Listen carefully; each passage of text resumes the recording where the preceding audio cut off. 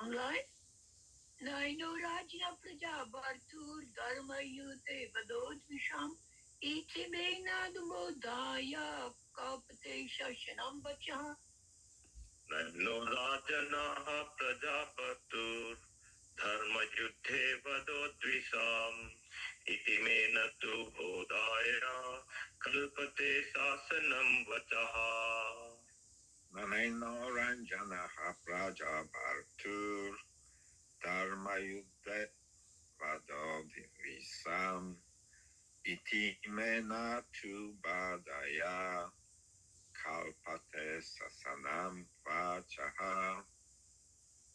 Enam rajana prajobhataur dharmayuddhe vado devisham iti mena bodhaya kalpate sasanam vachaha.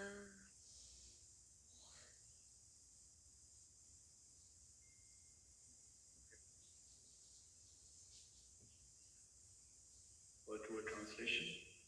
Na, never. Enaha, since.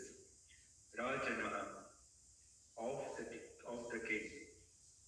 Prajavartu, of one who is engaged in the maintenance of the citizens. Dharma, for the right cause.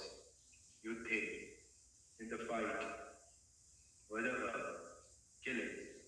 Visham, of the enemies. Iti, all these. May, for me. Na, never. Tu, but. Bodhaya, for satisfaction. Kalpate, they are meant for administration. Shasanam, injunction. Vachaha, words of. Translation. There is no sin for a king who kills for the right cause, who is engaged in maintaining his citizens. But this injunction is not applicable to me. Repeat. There is no sin for a king who kills for the right cause, who is engaged in maintaining his citizens. But this injunction is not applicable to me. Purport by His Divine Grace A.C. Bhaktivedanta Swami Srila Prabhupada ki Jai. Maharaj Yudhishthir thought that although he was not actually involved in the administration of the kingdom, which was being carried on well by Duryodhana, without harm to the citizens, he caused the killing of so many living beings, only for his personal gain of the kingdom from the hands of Duryodhana. The killing was committed not in the course of administration, but for the sake of self-aggrandizement. And as such, he thought himself responsible for all the sins. Om Ajnanatimirandasya Jnananjana Shalakaya Chakshurunmilitam Yena Tasmai Shri Gurave Namaha. Shri Chaitanya Manobhishtam Sthapitam Yena Bhutale Swayam Rupa Kadamahyam Dadati Swapadantikam Vandeham Shri Guru Shri Yudaha Padakamalam Shri Guru Vaishnavanscha Shri Rupam Sagrajata Sagana Raghunathanvitam Tam Sajivam Sadvaitam Savadutam Parijana Sahitam Krishna Chaitanya Deva Shri Radha Krishna Pada Sagana Lalita Shri Vishakhamritamscha He Krishna Karuna Sindhu Deenabandhu Jagatpate Gopesha Gopika Kanta Shri Radha Kanta Namostute Tapta Kanchana Gaurani Radhe Vrindavaneshwari Vrishabhanu Sute Devi Pranamami Hari Priye Vancha Kalpatarubhyascha Kripa Sindhubhyaiva cha Patitanam Pavanebhyo Vaishnavebhyo Namo Namaha.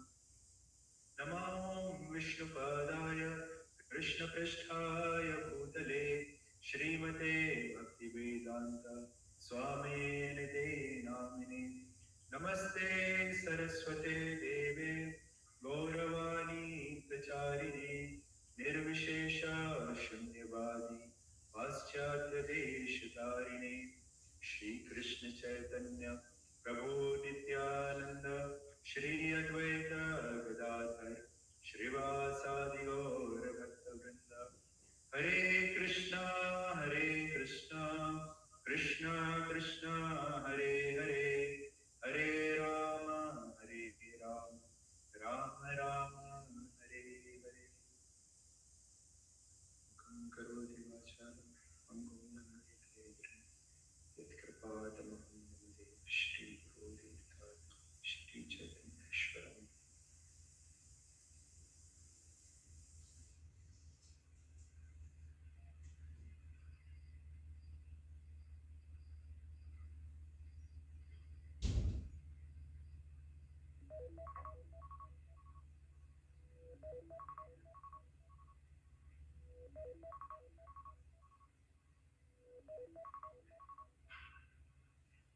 Hare Krishna. So, welcome to the morning Srimad Bhagwatam class. Today we are reading the continuation of 8th chapter with the verse number 50. And I was just the other day hearing His Holiness Rombal Swami Maharaj, and he was summarizing this chapter in various ways. And he was saying there was a transcendental interruption by various devotees on the way of Krishna going to Dwarka. First interruption during this chapter we see. First, Uttara approaches the Lord and stops him and glorifies the Lord in terms of showing the gratitude to the Lord. And then Kunti Devi comes and she expresses her gratitude and offers prayers to the Lord. And third, and then now, Yudhishthira Maharaj, out of his love, asking Krishna to wait for some time, and he's expressing his dream and his situation and expressing, basically revealing his mind to Krishna and how all these sins and different reactions that he was contemplating because of the war and what things has happened, and he is kind of blaming himself for the cause of all the things that has happened. So in Shastras, it is said like there are different kind of aggressors, and if there is an aggressor to you, you are supposed to protect yourself by attacking them or by killing them, basically, not for as aggression towards them, but to protect ourselves. So different kind of aggressors are stated as somebody who is trying to come and kill you through sharp objects or anything, or somebody who's coming and about to kill you. So in that circumstances, of course, if you retaliate and kill that person, that's not considered as something sinful. Similarly, for somebody who is coming, or like somebody who's trying to uh, burn down your property or like burn down your home where you reside or your family member reside, in that circumstances also if you're trying to defend that person by attacking him, that is also not considered as sinful. Also, if somebody is trying to kidnap your wife or somebody who is under your shelter, kidnap or trying to harass that person, and in that condition or in that circumstances, if you uh, like attack that person, that is also not considered as sinful. So there are like different logics which were also presented to Yudhishthira Maharaj and to by Vyasadeva himself and by Krishna. Both of them actually tried to console Yudhishthira Maharaj. Like in previous class, I explained like they gave various situations, example, case studies, histories, and all the pramanas, Pratyaksha Pramana, Shabda Pramana, and Anuman Pramana, everything was presented to him. But still, Yudhishthira Maharaj was a devotee and is a soft-hearted person. And it is quite natural for him to consider that it is all happening because of him, or all the sins that has occurred is because of him. So we see in terms of as a Kshatriya, it was actually his duty to protect the citizen, to establish the dharma, to rule the kingdom. And he cannot deny that. At the same time, he was feeling that this is what has come upon us or upon himself, and he's going to suffer for all the sinful reactions. So in a way, he was in this situation of say, transcendental depression, where he's expressing his heart and he's expressing that like this kingdom seems to me, or like this crown seems to me like a burden of all the sinful reactions. And of course, like we have said, like different situations and how shastrically there are certain situations where you should, I mean, where you have to protect yourself, your citizens, your kingdom, and in those circumstances you can show the aggression. But at the same time, you see that Lord Chaitanya Mahaprabhu, like he gave us the principle of Tirunalpi Sunichena Tarorapi Saryushnana Amani Namanadina Kirtana Asadari. So when we see, like in terms of practicing this principle, it is not that if you are a responsible king and you are in that position, and if somebody is attacking you, you practice this principle of Rinagati Sunichena. Of course, you act as an instrument for protecting on behalf of, basically, it was instructed by Krishna to go in the battlefield and fight. So, the principle taught by Sri Chaitanya Mahaprabhu is, of course, Srinadhi Sunishana, and we have to be tolerant, more tolerant, like a tree. But when it is an attack on himself, if it is attack on the dharma, then we have to take appropriate steps, not as an aggression or as a as a as a as an envious person, like they would attack for somebody, something for property or something for land. It is but for the protection of dharma. And even in, if we see in Chaitanya Charitamrita, Sri Chaitanya Mahaprabhu, of course, practiced this principle of Rinagati Sunishena.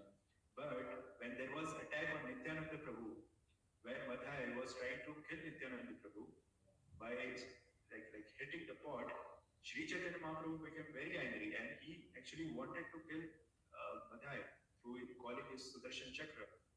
So for protecting his devotee, he was okay giving up the mood of that particular avatar when it was attacked on Nityananda Prabhu. So for protecting him, Mahaprabhu was not again like he was not showing that tolerance of like a tree, because it was not appropriate at that situation, because protecting Nityananda Prabhu was his priority. And anything that serves the purpose of the Lord, that is dharma. So dharma, I mean, in terms of there is a specific word which is used here is dharma yuddhe. It is not the fighting of this material world right now, like only for like their false egos or just for like some battles based on old disputes or other things. It was dharma yuddha, and there were set rules for that dharma yuddha. It's not for like there was no direct attack on the citizens. There would be a proper place for that. There is a kshetra, that Kurukshetra was chosen for that war, and that is dharma kshetra as well. And there were codes and conducts of that particular war, how it is performed. They would not fight in the night. They would go in different camps, and even in that, they would appropriately deal with even the enemies. If even the enemy visits the other camp, that it comes in Mahabharata various times. They visit each other's camps during the night for some conversations, and they won't be attacked. And at least that was practiced in Dwapar Yuga. There were set rules. They were also Kshatriyas. They were practicing this as a dharma. And even during the battlefield, there were certain rules, and they would not fight like just randomly with each other. There would be one on one. There would be person who would challenge each other, and then there would be fight appropriately. And there were Prabhupada was like when he was giving this lecture in Los Angeles in 1973. Prabhupada was saying that this is called Dharma Yuddha, of course. And as we see, the first verse of Bhagavad Gita, Dharma Kshetre, Kurukshetre, even like Dhritarashtra was mentioning Dharma Kshetra and Kurukshetra. And in that situation, Prabhupada was saying why it is called Dharma Yuddha and Dharma Kshetra, because Krishna was personally present anywhere, any location. When the Supreme Personality of Godhead is himself present, that place in itself becomes a dham. That place itself becomes a dharma kshetra. Any building which is there, and when it is a normal building, when the deity of Krishna is installed, that normal building that is converted into temple. Like this temple, any building without Krishna is just a building, or any place where devotees come together and chant holy name. Of course, wherever that happens, Krishna is also appears in that place, and that place also becomes a dharma kshetra or a dham or a place of pilgrimage. And when we see, like in Mahabharata, there are like various sections and various verses, and it's called Mahakavya. Mahakavya, why it's called like it? It has like almost 1 lakh verses, 100,000 verses in that. So it's not easy. I mean, in terms of just compiling, and the volume of that particular scripture is huge. And that was personally performed by Vyasadeva. And he has his script writer who was Lord Ganesha. And just I think yesterday, or according to date, and day before yesterday, according to the day, it was Akshay Tritiya. And Akshay Tritiya, that was the day where Vyasadeva actually started the composition of Mahabharata. So, and the condition was like he would narrate the text, but he would need needs an expert script writer, somebody who can write his dictation continuously. So everybody agreed that only Lord Ganesha is the appropriate person who can do this. And Lord Ganesha also put a condition that I will write only those things which I will understand. So he will speak the verses continuously, and he would write and assimilate it, understand it, and write it. So only Lord Ganesha was in that capacity to do both the things, to write, understand, like he was hearing, understanding, and writing it simultaneously as Vyasadeva was reciting. So that's how like that Mahakavya was compiled. And sometimes in Mahabharata you will also find there are some riddles in between. The reason for that is because Vyasadeva had to think for some time. And because it was a condition that Ganesha would write immediately whatever he would, whatever was recited by Vyasadeva, sometimes just to buy some time, Vyasadeva would just give some riddle verses. And those riddle verses, like Ganesha would start to like think, oh, what would be the answer for this? What is the understanding of this verse? And in that way, Vyasadeva would buy some time for thinking for the next verse. So that was transcendental reciprocation between the Lord and his devotee. And there were like, of course, Akshay Tritiya has also a connection with the Mahabharata in terms of on that day, Draupadi and Pandavas, they got the Akshay Patra from Surya Dev. So they performed penances during their exile, and they got the Akshay Patra, where like the Patra can produce the food for anybody who's there, unless until Draupadi accepts the prasad. So there is very, very pastime associated with that as well. Also, if you go in Vrindavan, the Baki Bihari temple, they show the Charan Darshan of Baki Bihari ji on this Akshaya Tritiya. And we go further north in Badrinath, the door opens for the darshan of devotees from Akshaya Tritiya day. And also, like here Prabhuji is sitting, so I remember Jamadagni's son, Parshuram, incarnated on this day of Akshaya Tritiya. And there is also like Ganga Devi appeared on earth, which was brought by Bhagirath and his ancestors on the day of Akshaya Tritiya. And also Kubera was appointed as the treasurer of demigods on the day of Akshaya Tritiya. Then the meeting of Krishna and Sudama in Dwarka, that has also happened on the day of Akshaya Tritiya. And it is also said that like the beginning of Satyuga and Treta Yuga, that is also called, it started off from this day. And there is Rath Yatra, of course, we know, which will happen in Jagannath Puri. So from the day of Akshaya Tritiya, the building of Rath or the cart or Jagannath Baladev Subhadra Mayani actually starts from the day of Akshaya Tritiya. So it has a great importance. And there's also wonderful pastimes which we also follow in various centers in ISKCON. It's the beginning of Chandan Yatra because it's a hot season, a summer season in India, and it's like almost like 40 degrees Celsius temperature. It's like very hot. And for the deities, all the devotees they apply cooling sandalwood and they have like beautiful decorations and darshan for the deities on this day, like beginning from Akshaya Tritiya day, next 21 days. So it's a like this is a beautiful pastime, beautiful festival, which actually started even before Sri Chaitanya Mahaprabhu actually appeared in this world. It started a couple of like almost some 100 years back. So there was a great devotee called Madhavendra Puri, which you must have already heard. Madhavendra Puri in Chaitanya Charitamrita it is said that Sri Madhavendra Puri was a seed of Sri Chaitanya Mahaprabhu's tree. So Madhavendra Puri was actually the grand spiritual master of Sri Chaitanya Mahaprabhu. And Krishna Prem was actually propagated and started from Madhavendra Puri. I mean, the propagation and the mood of Madhurya was something which was exhibited and propagated by Sripad Madhavendra Puri. So Madhavendra Puri actually comes in the line of Madhvacharya, and his spiritual master was Lakshmipati Tirtha. So Madhavendra Puri and his disciple Ishwara Puri was the spiritual master of Sri Chaitanya Mahaprabhu. So that's why that's the parampara. And in Chaitanya Charitamrita, when Mahaprabhu actually visits the temple of Ramuna, of Gopinath, he narrates and remembers Sripad Madhavendra Puri. And he narrates this wonderful pastime to the devotees present there, Nityananda Prabhu and along the other associates of Sri Chaitanya Mahaprabhu.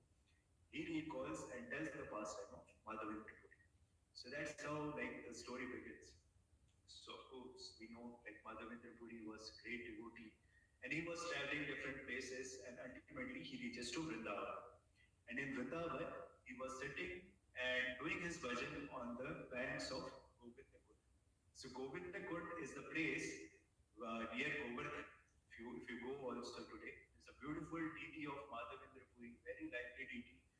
It's a very beautiful spot. There is a big banyan tree, and just next to that tree, there's a deity of Madhavendra Puri, and there's a beautiful Govindakund just near the Govardhan. You can see Govardhan from this side, and this side is the Govindakund. And that kund is formed when after like the Govardhan pastime happened, Abhishek was performed by Indra and different demigods, and Brajvasis were also there.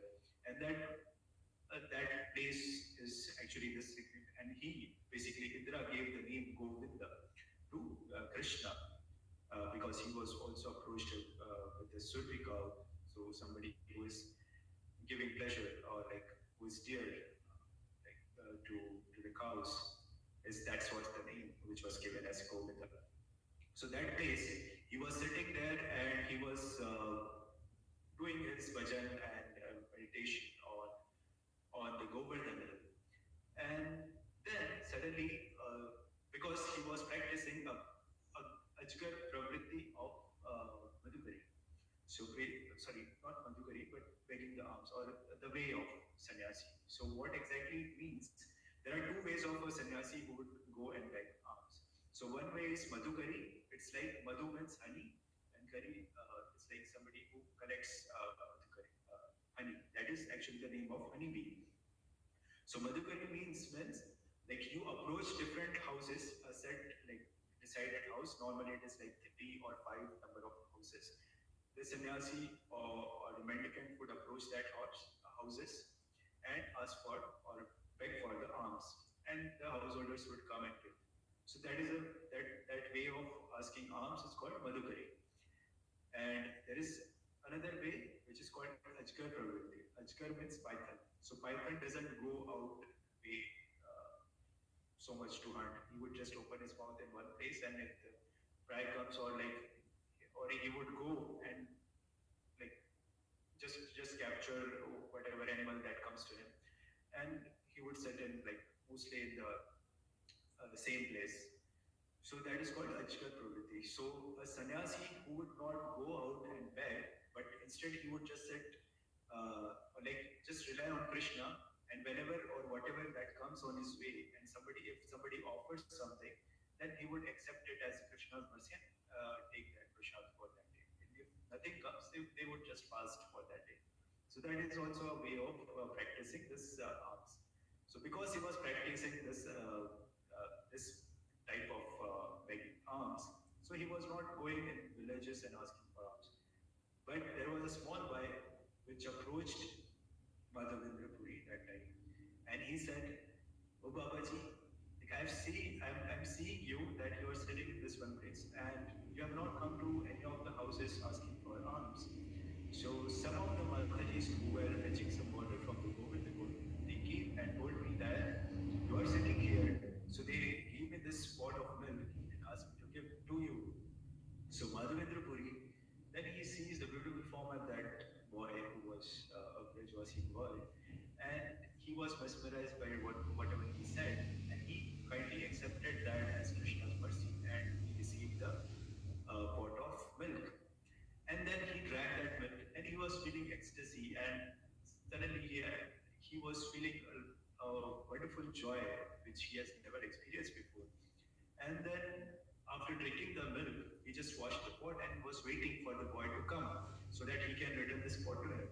But the boy never came. And then again he started doing his bhajan, and then later towards the night he just slept for some time.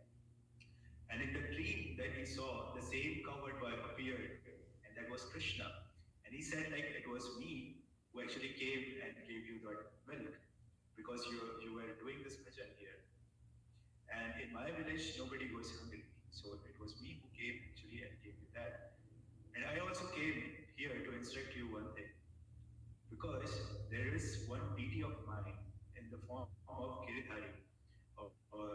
I'm lying in the bushes of Vrindavan, somewhere near the village of Anior, where the Annakut was performed by devotees. So I am near that village in the bushes.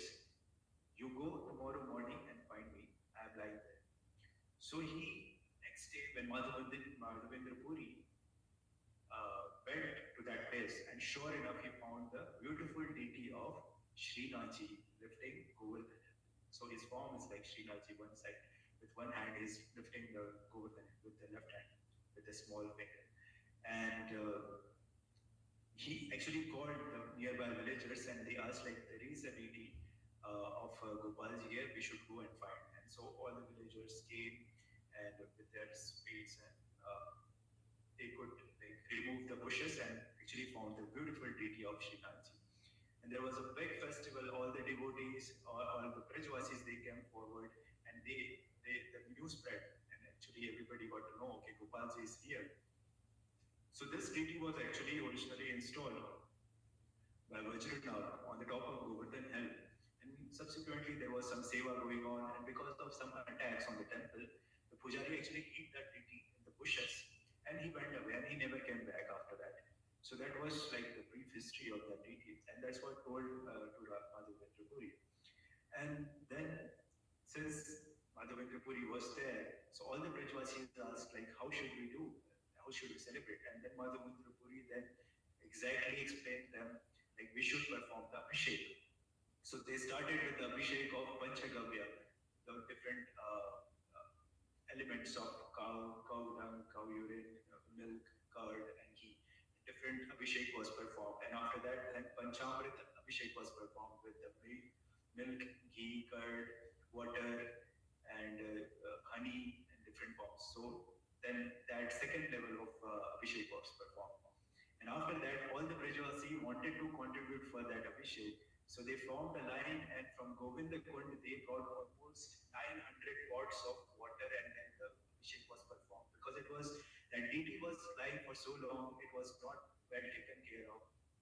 After that, they also smeared the deity with beautiful scented oils and made it very shiny. And again, but Abhishek was performed for the deity. And then, because the deity was not served for so long, all the Brajvasis simultaneously in the household, various Matajis, they started cooking for the deity and they brought their offerings to Gopalji.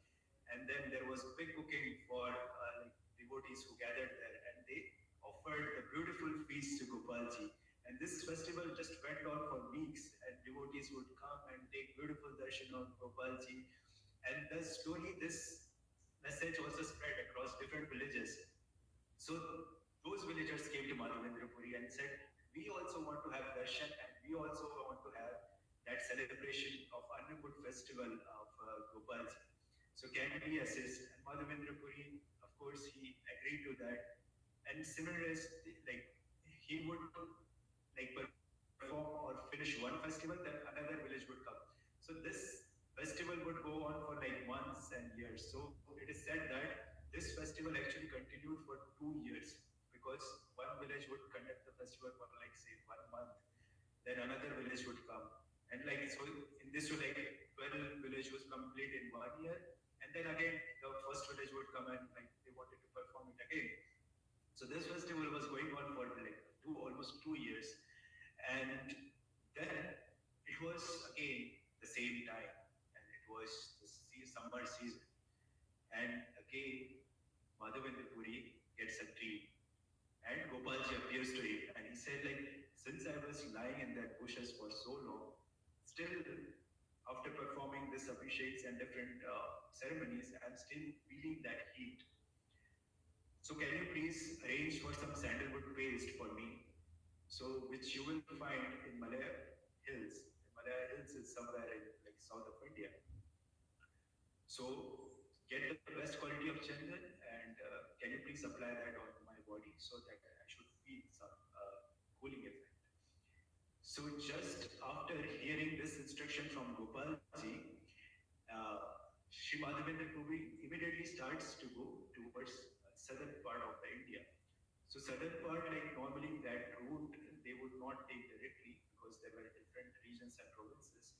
So Madhavendra Puri went towards Mayapur, and from there he was going on the way of Puri, and like Mahaprabhu took the same route from Puri again. He went to South India. So that was his like approach or the route of going towards South India to get some Malaya Chandan. So it is said in Chaitanya Charitamrita, it is the nature of pure love. प्रगाढ़ प्रेमेरा यही स्वभाव are निज दुख विघ्न आदि न करे विचार. So the nature of pure love is that like they would not consider nija dukha, any inconveniences or sorrows for personal like personal sorrows or inconveniences for serving the beloved. So that is the nature of pure love, and that's what exhibited by Madhavendra Puri. He immediately ran towards the southern part of India to collect chandan and bring it back for the sake of Gopalji. So as he approached, it is said like he went and visited various places. And Madhavendra Puri is like exalted soul. His disciples were like Paramananda Puri, Ishwara Puri, Sri Ranga Puri, Advaita Acharya, Pundarik Vidyanidhi. So these was the caliber of his disciple who were like the associates of Sri Chaitanya Mahaprabhu, and that's why like, he actually initiated some of those devotees who had his yatra towards Mayapur, and then he eventually comes to the village of Remuna, which is near Balasore. So that place, there was a deity of Gopinath there, and Madhavendra Puri, of course, he was chanting and dancing.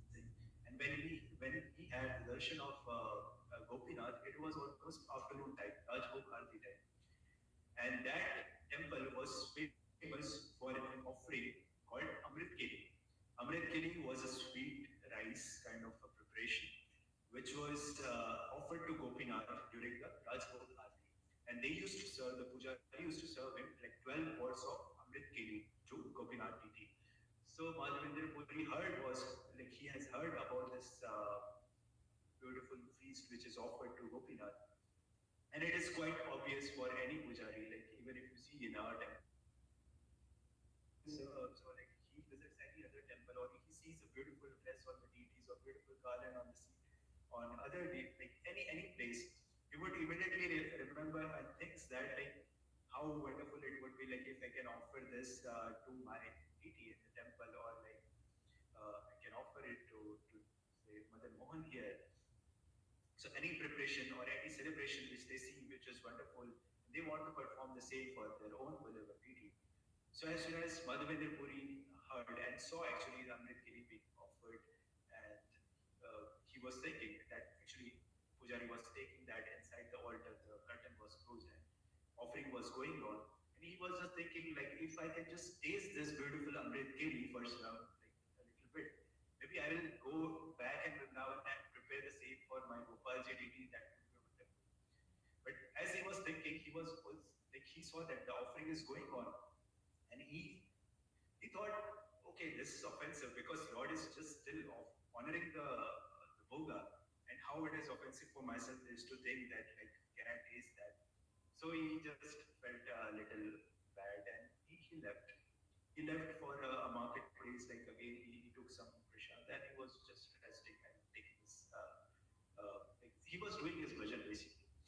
Pujari, who after offering, like he did his sevas, he just washed the pots, and then he went for taking some nap or some rest. So during the dream of the Pujari, Gopinath actually appears and he says, like, "Oh Pujari, I have done a wonderful trick today. I have kept one pot of Amrit Keli behind my deity in the altar. So you immediately get up, and I kept that sweet rice pot for my beloved devotee Madhavendra Puri, who had come in Rajput Aarti today. So can you please go and give it to that devotee?" So he has actually not he didn't remember the face of Madhavendra Puri, but Gopinath actually told him the name of his devotee that give this pot to Madhavendra Puri. So he immediately gets up and like he takes the bath and runs towards the altar. And sure enough, he finds one pot of sweet rice kept behind the deity of Gopinath. Gopinath just hid it behind himself. And then he took that pot and went out in the village. He was also in ecstasy because he saw Gopinath in the dream and there was a personal instruction. At the same time, he was feeling the happiness for the other devotee, Madhavendra Puri, great devotee. He was thinking how great this devotee must be that Gopinath personally stole this pot of sweet rice for him. So he was calling out, he was going in the village and calling, Madhavendra Puri, where are you? Where are you? Gopinath has stolen this pot for you. He has kept this pot for you. Where are you, Madhavendra Puri? And then Madhavendra Puri, some devotees told that Madhavendra Puri is that person, he's sitting there. So he gave that pot to Madhavendra Puri and started offering prostrated obeisances to Madhavendra Puri and saying that how fortunate you are that Gopinath has stolen this kheer for you. And from that day onwards, the Gopinath deity is called Kheer Chor Gopinath because he stole the kheer for Madhavendra Puri. And everybody started glorifying Madhavendra Puri, and he because he was a simple person, he didn't want any like respect and adoration. So he thought like now everybody is coming to me considering that I am very special. So he immediately left that place. He of course carried the pot and then he honored the sweet rice beautifully and then he washed that pot and he also broke that pot in some small pieces and made a powder and packed it in a cloth bag and he always carried that bag with him. And every day he would take a pinch of that mud and remember the first time of Gopinath, how Gopinath actually stole it. And then eventually, like he went again for his search for Malaya Chandran, and he reaches Puri. But it is the nature of Krishna that he glorifies his devotee when he wants, and he glorifies his devotee much more.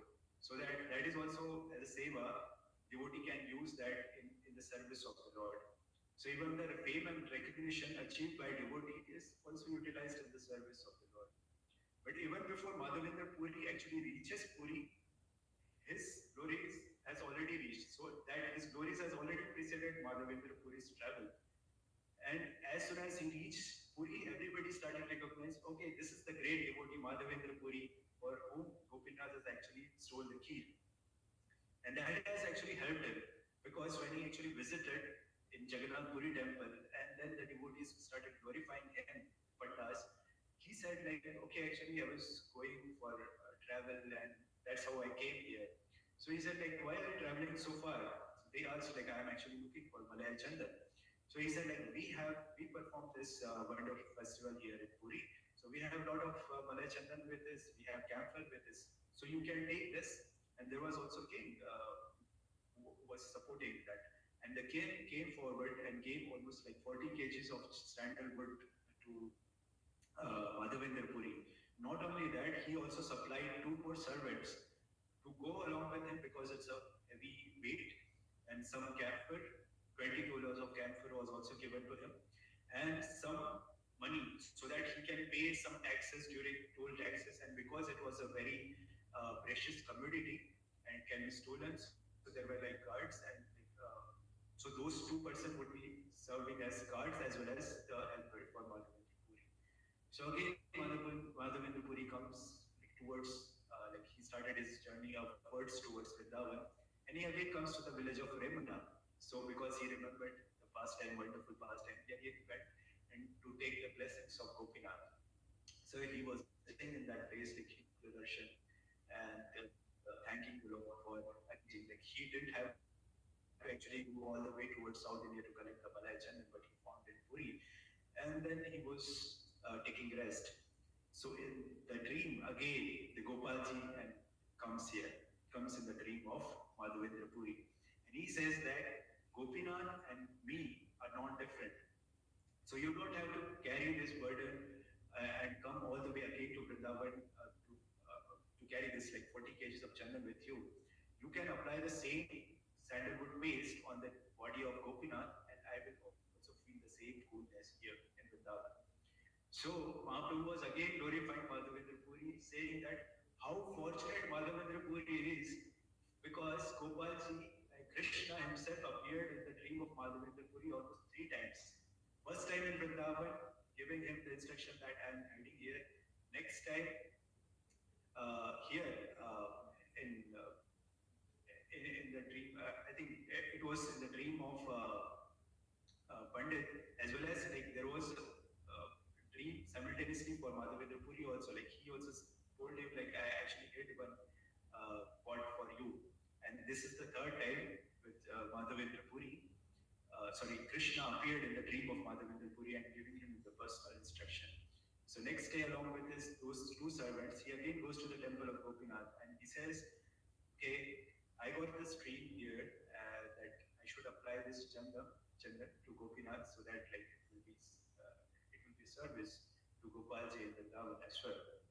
So again, the Pujari became so happy that Madhavendra Puri has come, and along with his two servants, he asked for two more servants from Pujari, and four of them started like making chandans, and then they stayed in that place for next 21 days till all the chandan was used in the service of Gopinath's deity for covering them with the beautiful sandalwood, and every day they would have beautiful darshan of Gopinath in that form. So that is the wonderful pastime, and that is celebrated across India in various temples in various centers, and beautiful deities are decorated in this form. And after like there are various pastime. Even there is a place called Simhachalam, like which Mahaprabhu visited after some time. So there is a deity of Lord Narsimhadev, which is always covered like 364 days. It is covered with chandan, and one day, only one day, they remove that covering of chandan and show the original Nijarupa form of Lord Narsimhadev in Simhachalam. It's Vishakhapatnam in India. So that particular deity is always covered with chandan, 364 days, and one day it is revealed. And that day is actually Akshaya Tritiya, where other deities were actually open, and on that day they get the chandan.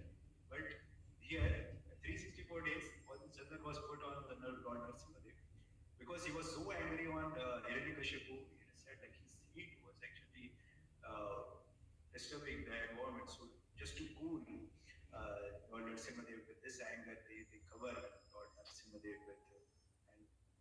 with the chandan. So it's a beautiful pastime, and it's a good day to meditate on like that form of Lord Narasimhadev as well.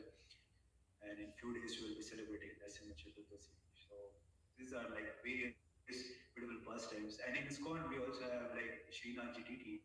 His Holiness Vedvas Priya Maharaj was the first one who installed the Srinath Gopal GTT in New York in 1978. So in that temple, by some life member, that was something sponsored, and His Holiness Vedvas Priya Maharaj was the first one to actually install this kind of deities. Now we have this deities even in Ahmedabad I see, and in different places. Also in Mumbai you see Gopalji, Srinathji form in various altars. So thank you very much. I think it's the time. Hare Krishna. Any questions and comments if you have? The comments are that you give so much beautiful information. We're very enlivened by the Online on different Zoom. narratives. Yeah, do you have any questions? Yeah, Nidharan Prabhu has. Looks like they're not I have able to a hear. remark. Oh They my cannot God. hear anything. Same old story. Not the question, just to add to your story. Yes. Like the story about Madhavendra Puri. So the psychology here, some finer detail about this story. When Krishna asked him to go and do this. So from the materialistic point of view, a materialist would say, oh my God, this is too far to go all the way to South India. And something very particular about sandalwood is this very heavy wood. If you compare to pine, it's several times the weight of other, like a soft wood, because very hard wood is very heavy. So by volume, it is more heavy than an ordinary wood is. So first the distance, and then the weight to carry. So a pure devotee, it's like a burden of love for him. If he's asked to do something, he's very enthusiastic, and whatever a materialist would see as an impediment or something very like a chore or something like unpleasant to do, a pure devotee is the opposite. He's very happy. Oh, I'm chosen to do this. It's all enthusiastic, and it doesn't see any impediment. It does what could be seen as a difficulty. It doesn't see. It minimizes it to almost nothing at all. For him, it's nothing. It doesn't matter. Whatever difficulty, for him, it doesn't consider in his mind. It's not considered. So is want to expose, is want to present the beauty of a pure devotee. By doing this, Krishna wants to glorify in a subtle way to show how he will react, and we can reflect. I would think, oh, this is such a big burden, so we can feel ashamed a little bit of ourselves if we think like this, and we can transform our thinking like a pure devotee thinking, and we can understand, oh, this is the mentality of a pure devotee, so we can understand their mind. When they ask to do something, they're very, very enthusiastic, and they don't consider any difficulty.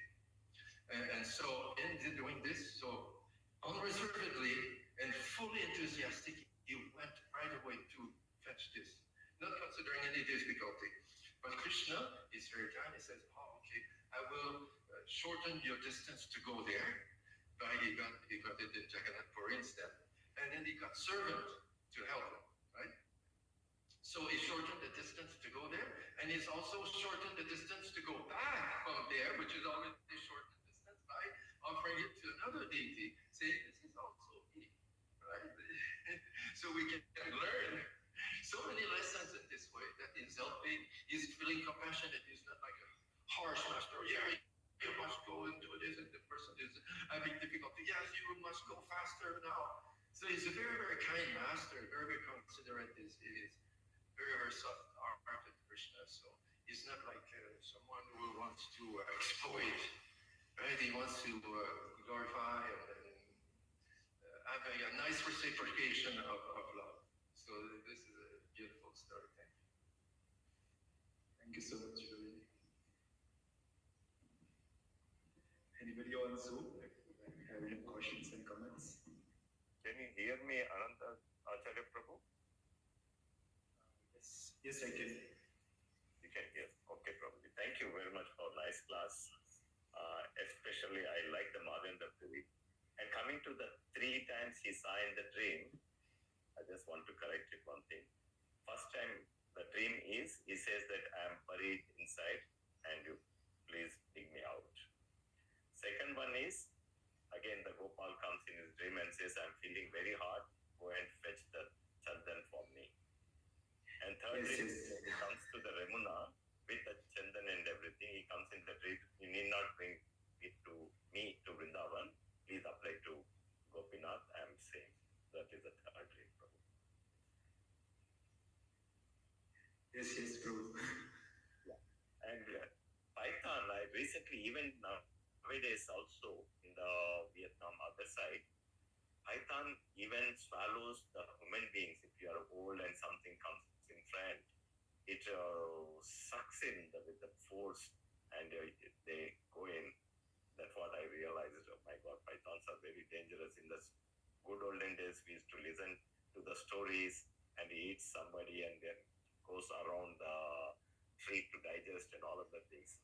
Thank you very, very nicely, very elaborate with many things you touched. Thank you very much, Ananta Acharya Prabhu.